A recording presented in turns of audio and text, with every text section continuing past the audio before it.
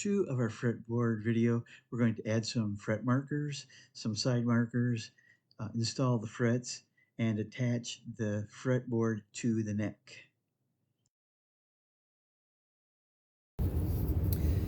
So we've got the taper on our fretboard. So what we need to do to finish it off is put some markers down the center. So we're going to put them at the 5th fret. So that's between 4 and 5. We're going to put them at 7, between 6 and 7. We're going to put one at 10. And then we're going to put 2 at 12, which is the octave. And so I actually measured them before I cut the taper, a little bit easier when it's square to get them centered. Then I also took a small punch and made a hole so I could get the exact location when I was drilling the hole. We're going to do it on the drill press. This is a Forstner bit, so there's a spiked end on the drill bit, and it'll be easier to locate the exact position of the hole. The other thing you want to do is set the depth before you drill, so you don't drill the holes too deep for the marker. And to finish it off, we're also going to put markers in those same locations on the side, so it's easier to see them when you're looking at the top of the fretboard. So let's get going.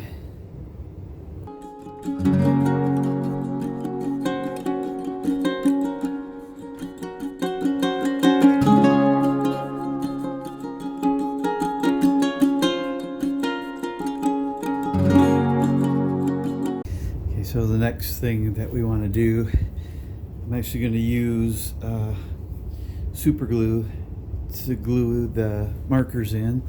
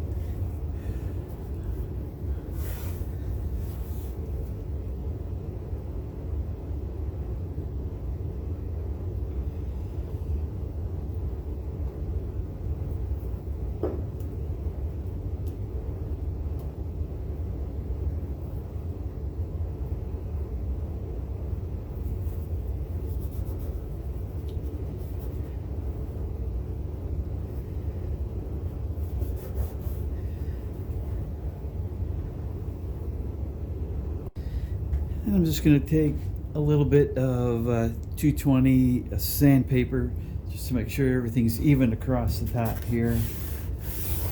Run it across there a few times.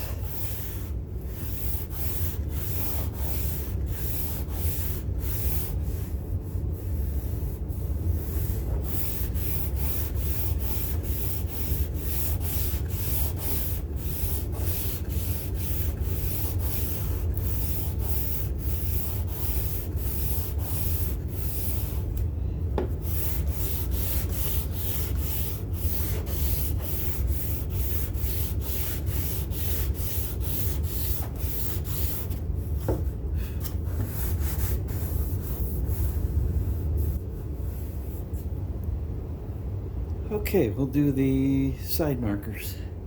To drill these holes for the side markers, I clamp the fretboard to this black to keep it more steady. I also marked the holes, put a little impression there so could direct the drill bit right into the hole. Also set the stop so you don't go too deep.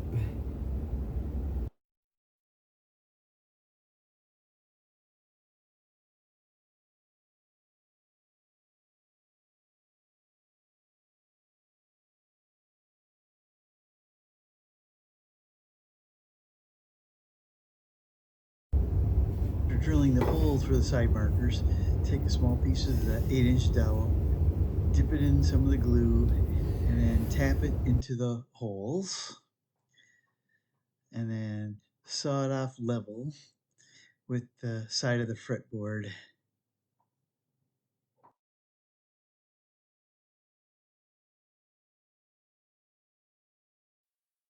After the glue dries, run the edge of the fretboard along belt sander just enough to level out the spot where the side markers were trimmed off.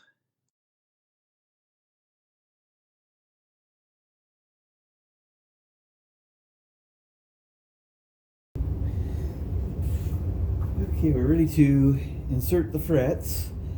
And what I'm going to do is run a small bead from this tiny tube right down into the slot, and then slip the fret tang right in here and tap it down with this mallet.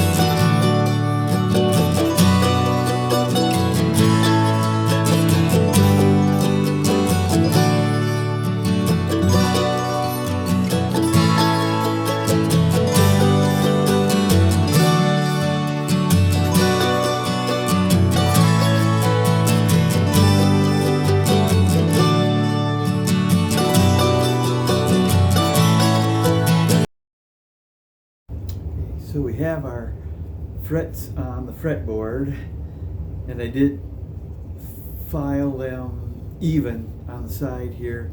And then the next thing I would encourage you to do is we want to bevel the edge of these frets so you don't feel like you're trying to play on a porcupine.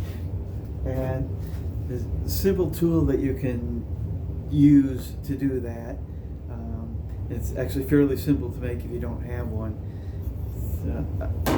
I took this block and cut a 35-degree angle in the side, and then I took a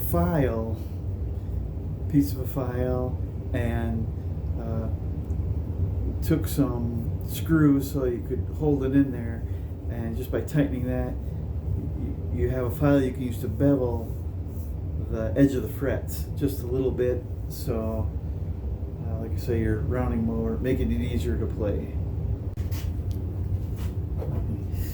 So we're gonna take our file, just set it on top of the fretboard, and it might grab a little bit at first, but go kind of slow and even, and you should get a nice bevel on the end of the frets.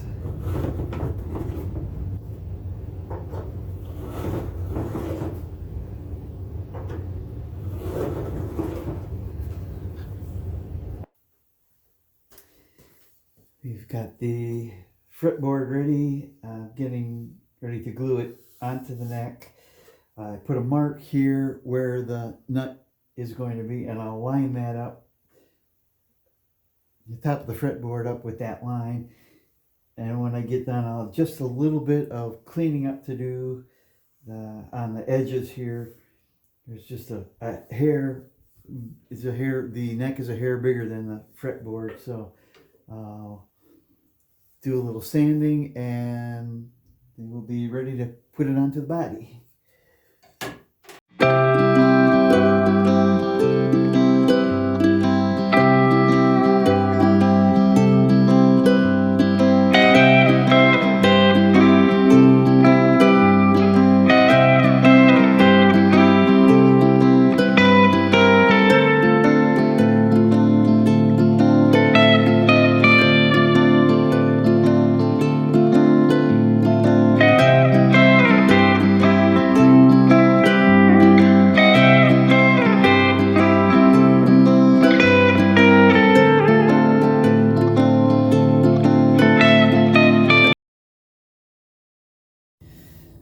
We've got the frets on our fretboard. You have the markers in, got the frets on. Next thing I want to do is level the frets. To do that, I'm going to tape down a piece of 400 grit sandpaper and then run them across the top of the fret. So I have the 400 grit sandpaper taped down here, and to level these, I'm just gonna move it across sandpaper.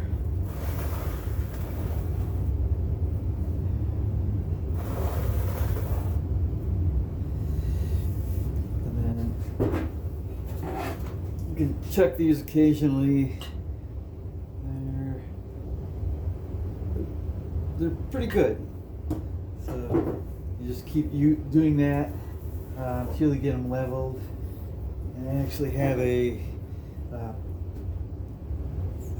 file to crown the frets. You can also use that to take off these sharp edges on the end. It always leaves some, even after you use your beveling file, you can have some sharp edges there. So I will take those off with the fret crowning file. And I have this super fine steel wool here, and so I could to finish it off, I will go over it with the steel wool.